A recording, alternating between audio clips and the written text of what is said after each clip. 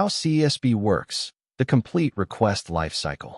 Imagine you're an employee working from home. Your laptop is connected to your home Wi-Fi. You open your browser and access Microsoft 365 to upload an Excel file containing customer information. At first glance, it looks simple. You click Upload, and the file appears in OneDrive. But behind the scenes, many security checks happen in just a few milliseconds. Let's walk through the complete flow. Step 1. User authentication. The first question the enterprise asks is, who is this user? Instead of trusting the username alone, CASB integrates with an identity provider, IDP, such as Microsoft Intra ID, formerly Azure AD, Okta, Ping Identity, Google Cloud Identity. The identity provider verifies username and password, multi-factor authentication, MFA, user group, department, role, device identity, conditional access policies. At this point, the user has proven who they are, but authentication alone is not enough. Now the enterprise needs to determine what this user is allowed to do. Step 2. Device validation. The next question is the device trusted? Imagine two scenarios. Scenario A. Alice logs in from her company-issued laptop. The device is encrypted, has antivirus installed, has the latest operating system updates to IS managed by the company's endpoint management solution. This is a trusted device. Scenario B. Now imagine Alice logs in using a personal laptop. The device has no antivirus to IS, missing security patches, has unknown software installed that IS unmanaged. Even though Alice is the same user, the risk level is completely different. A modern CASB can use device posture information to apply different security policies. For example, allow full access from managed devices, allow read-only access from unmanaged devices, block file downloads to personal devices, require re-authentication before sensitive actions. Identity and device posture together provide much stronger security than passwords alone. Step 3. Application discovery.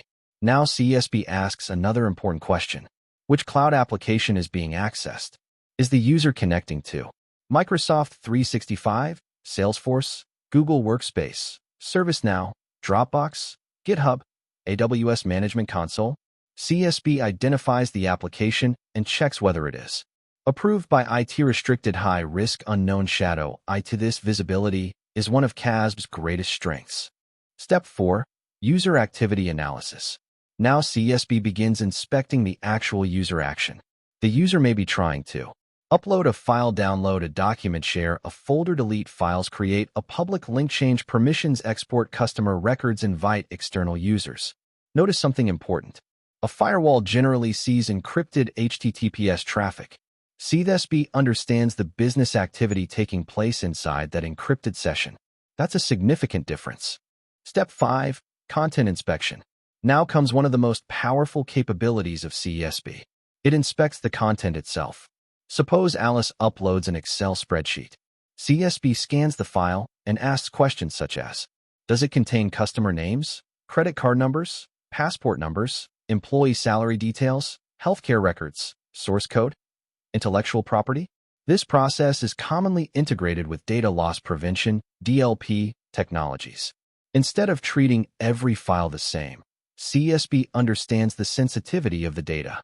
Step 6. Policy evaluation. Now the enterprise security policies come into play. Think of this as the decision-making engine.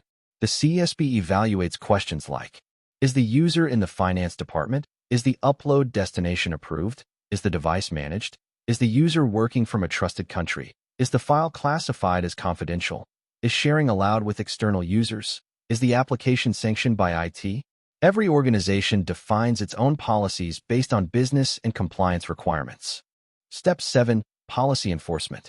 Finally, CASB takes action. Depending on the policy, it can allow the activity, block the activity, encrypt the file, remove sensitive information, quarantine the file, generate an alert, require additional authentication, notify the Security Operations Center, SOC. All of this typically happens within milliseconds, providing real-time protection without significantly impacting the user experience. If you like this video, please share and subscribe our channel. Watch the full video, tutorials related to enterprise network, SASE architecture, SD-WAN, and cloud security on my YouTube channel, SASE Cloud Networking. The link is in the description and pinned comment. See you there.